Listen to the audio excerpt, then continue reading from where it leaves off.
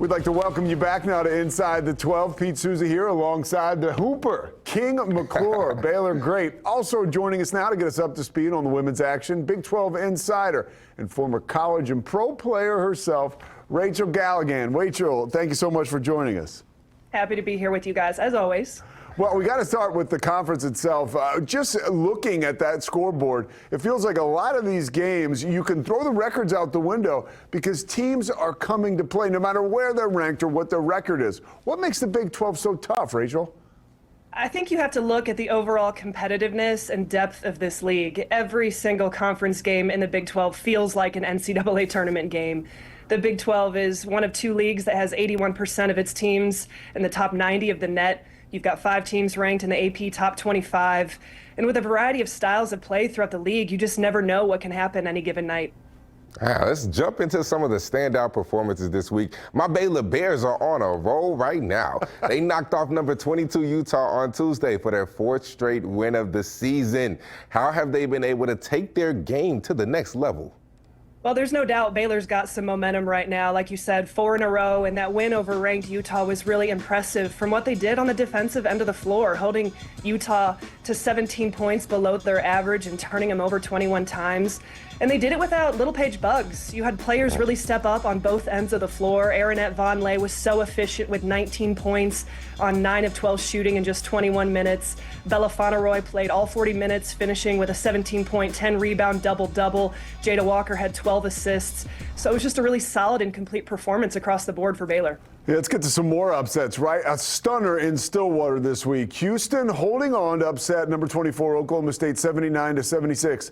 The Cougars went into the game with just 4 wins on the season. You can't tell me you saw that one coming. Kind of to my point earlier, you really just never know what can happen in this league any given night, and you have to tip your hat to Houston, who was hungry, headed into that game looking for their first conference win. Kira Merchant played great with 20 points. She hit 3 threes to go along with 4 steals. Gigi Cook had 16 points, 5 rebounds, and 3 assists.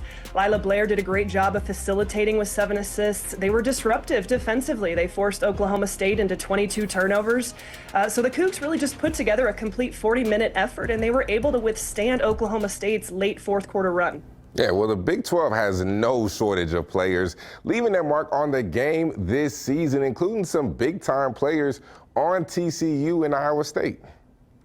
Well, I don't know if you can name a more potent duo in the country right now than Sedona Prince and Haley Van Lith. The other night, against UCF, Prince had 27 points. Haley Van Lith matched a career-best 6 made threes to go along with 7 assists.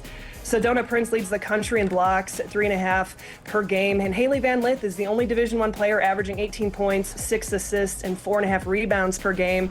And then I want to flip it over to Emily Ryan of Iowa State, recorded her 900th career assist the other night in their win over Texas Tech. Ryan now ranks 13th on the NCAA all-time assist totals with 904 in her career, and she's second in the nation right now with 122 on the season. Exciting week ahead, more women's hoops, plenty of great matchups on the schedule. What are some key storylines that fans should be looking out for? Well, storylines and games, this is going to be a big-time weekend, some really great matchups. I personally am eyeing that Utah at TCU game on Friday. That's a big-time ranked matchup between number 10 and number 23 in the country. There's a ton of star power in that game, as we just talked about. And Iowa State and West Virginia on Sunday. Both teams are playing really well right now. I'm interested to see how the Cyclones handle that West Virginia pressure. I'm not going to know what to do on Sunday. We got these great women's games. We got Baylor, TCU. My Eagles are playing, so I'm going to be all over the place. I hope your Eagles lose. Rachel, always great to get your insights on the women's game. We hope you will come back. Where can people find you on social media? You guys can find me on X at Rach Gal. Pretty simple. All right. Thank you so much, Rachel Galligan. We appreciate your insight. Thank you guys as always.